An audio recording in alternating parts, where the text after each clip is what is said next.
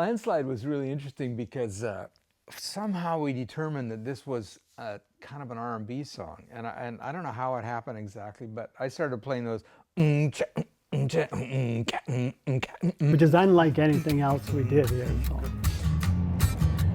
So when I thought about creating this album, I knew that I wanted to write an album about the supernatural beings of Haida Gwaii. Landslide Lady is a song about one of my clan's crests, and it represents the irresistible power of a chief. R&B is not something that Terri-Lynn has done before, right? So it was not really fair to ask her to do it, but she waded in, you know, and she worked away at it, and she worked hard, and we worked for weeks on it. And when we got to the second verse, we said, now you just do whatever you feel like, right? Holy She cow. became a whole different person. She just took off. The face painting that Boaz recorded had these two lines coming down the face, which represented the trees coming down the landslide. And so when we dance it in potlatch, we shake all over and come out into the dance floor, and I wanted to capture that energy.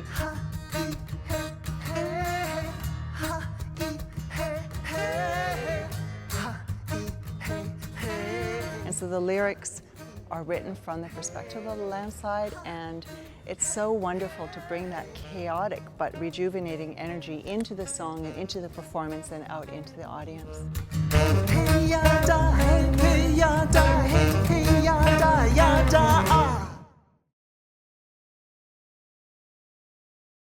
I was really happy that we got to play in Haida Gwaii and record in Haida Gwaii. Today you feel the power of rain, the power of generations. Live, outside, with the poles, because I've been there before, and I was amazed at the way you feel when you're there. And the way we feel comes out our fingers. There's no, well, it comes out your mouth and your, you know, with your instrument. It comes out in our instrument. It's a whole body thing. It is. Yeah. And so, yeah. In this case, the two songs we recorded up there, but we had versions that we were happy with. So then to get there and then to be stimulated by the environment, we have an extra level of something in those recordings.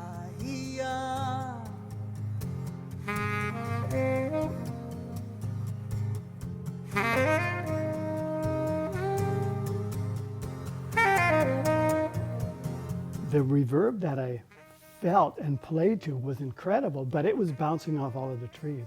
And it was a kind of reverb that I don't remember experiencing before. And of course that stimulates you in a certain way too.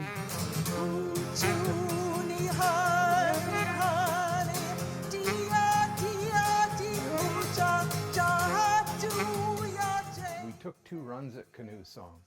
And we found the ravine that's just behind the poles. And it felt really amazing because you come out of kind of open forest and then it closes in, and there's the ravine, the little path goes down the ravine, and it's kind of a little bit dark and very green, moss everywhere. All the rocks on the ravine are all mossy, and there's trees up on the above you up here. And we started doing our work there, and it felt like almost like you saw somebody up there, but then they weren't there when you looked, right? And I started to feel like we're not alone.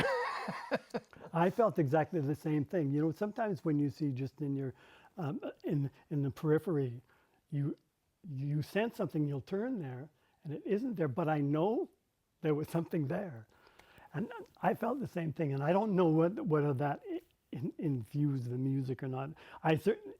It's certainly that those performances, either one, we did 2 takes. I just love them, and there is something extra in them that came from recording in that place.